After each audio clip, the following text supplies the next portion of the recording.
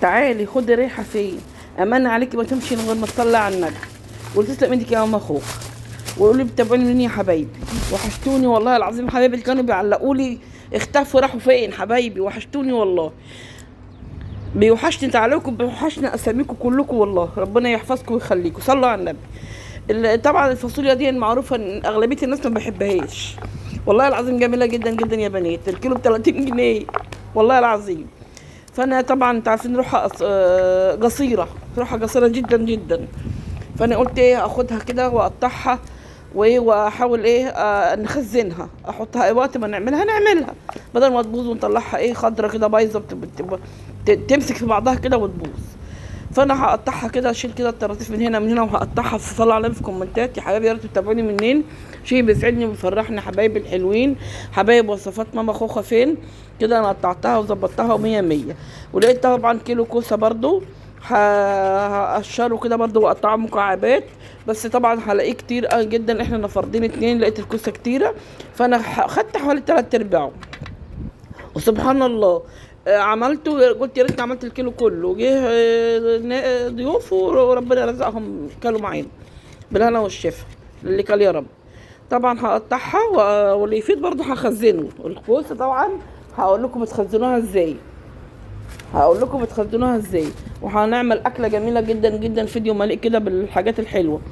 طبعا هقطع شويه مكعبات وهنسلق لحمه جميله جدا ان شاء الله، وهوريكم ايه اللي بيسويها بسرعه عشان في ناس كتير بتسالني بتستوي ازاي.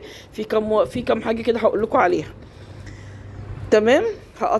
قطعت كده المكعبات بتاع الكوسه، وجبت كده ميه غليت على النار وحطيت عليها الفاصوليا، وحطيت عليها معلقه ملح بس، لا ليمون ولا اي حاجه تانية. معلقه ملح ابيض عادي. هتغلي غلوه واشيلها على طول. شفت زالت خضار ازاي في الميه؟ هشيلها كده واصفيها واحطها على الحنفيه. اخدها على الحنفيه اغسلها وابردها. هجيب حله ميه تانية على النار تغلي. تمام. هاخد دي اغسلها على الحنفيه، واحط شويه طماطم كده معصوره من انا عصراها للكوسه، واحط حبهان ولولا ومستكه وفلفل اسود وبصلتين، وحطيت حبيتين نوى. ممكن تحطي معلقه، ممكن تحطي نص معلقه سكر، ممكن تحطي طبق صيني لتسويه اللحمه، سرعه تسويه اللحمه. ما خدتش معايا نص ساعه بالظبط. يحطي معلقه ومعلقه نص معلقه سكر، بس اوعوا تحطوا كربونات يا بنات، اوعوا تحطوا كربونات. فطبعا حطيت حله على النار كده فيها معلقتين سمنه، وطبعا كيس البصل ده اللي انا كنت فرزته معاكم. البصل المتقطع جاهز مكعبات، متفرز جاهز في الفريزر. هيدوب كده شممت الولعه، مش خلاص اصفار ولا حاجه.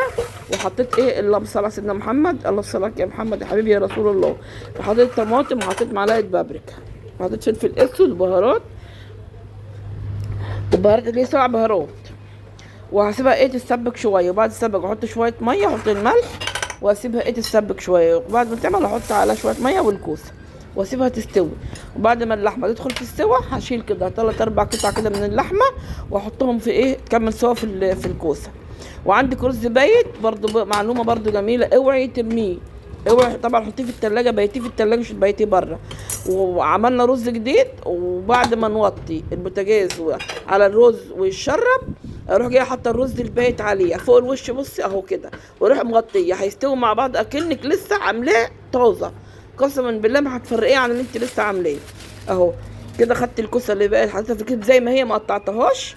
والكوسه هي بردتها تحت الحنفيه، قصدي الفاصوليا الخضراء هعبها في كيسين. وكيس الكوسه هون حوالي نص كيلو كوسه ينفع مره تانية. تمام اهو. واللحمه استوت بتاعتي، بسم الله. شويه شوربه من الاخر، المستكه والحبهان واللورا وشويه الطماطم عاملين شويه شوربه، واستوت دايبه دوب كده، دايبه هوريكم. والكوسه استوت جميله جدا وطعمها تحفه في قلبها اللحمه. والرز مش هتفرقيه من الرز اللي انت لسه طبخاه. والكوسه طعمه السنين قسما بالله. فيديو مليء بالخيرات وجميل جدا جدا. وحاولي كده ما تخليش حاجه تفضل في الثلاجه تبوظ منك واعمليها. شفت الرز اهو. والله العظيم حطيته ما تفرق وتاكل الف هنا وشفا. او اللحمه دايبه دب وشفت السفره شويه سلطه كده، وتعالوا كلوا معانا بقى. عجبكم بقى الفيديو ما تبخلوش عليا باللايك والشير، وروحوا لقناتي وصفات ماما خوخه وتابعوني يا حبايبي فضلا، وبتنوروني وبزدني نور حبايبي الغاليين. نحط شويه ملح للسلطه كده، حط شويه فلفل اسود، حط شويه خل تفاح، حط شويه اللي انت عايزاه، حط ليمون اللي انت عايزاه. حط بقى دول في الفريزر ونروح ناكل بقى. تعالوا كلوا معانا. النت كان قاطع عندي وعافيت على ما الفيديو ده كان عندي. يلا مع السلامه يا حبايبي، حطوا لايك. سلام وصلوا على النبي في كومنت.